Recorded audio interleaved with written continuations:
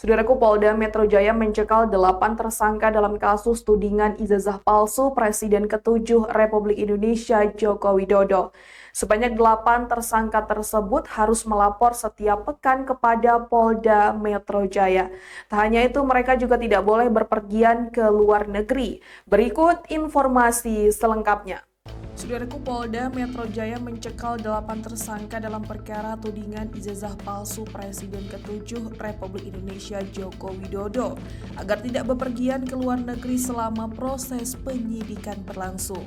Para tersangka yang terlibat dalam kasus ini meliputi Roy Suryo, Rismon Sianipar, Tifa Ziah Tiasuma atau Dr. Tifa, Egy Sujana, Kurnia Tri Rohyani, Damai Harilubis, Rustam Effendi, dan Muhammad Rizal Fadila.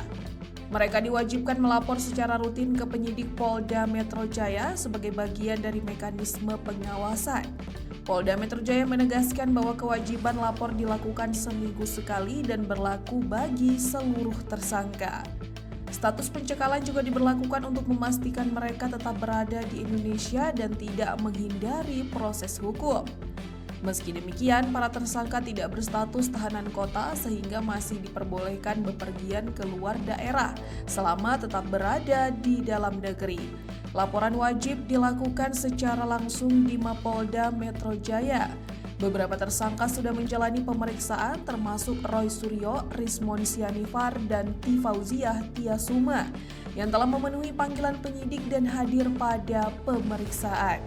Kehadiran para tersangka tidak hanya untuk menjalankan kewajiban lapor, tetapi juga untuk menyerahkan surat permohonan, pemanggilan saksi, dan ahli dalam pemeriksaan lanjutan.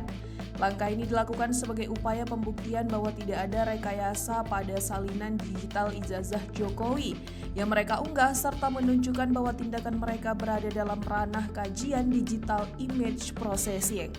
Pemeriksaan terhadap Roy Suryo dan 2 tersangka lainnya berlangsung selama 9 jam pada Kamis 13 November lalu.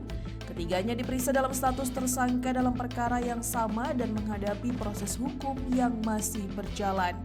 Sebagai konteks, ijazah palsu merujuk pada dokumen pendidikan yang dibuat atau dimodifikasi tanpa melalui proses akademik yang sah. Dokumen tersebut digunakan untuk mengklaim gelar atau status kelulusan dari lembaga pendidikan tertentu, padahal yang bersangkutan tidak pernah menempuh pendidikan di institusi tersebut.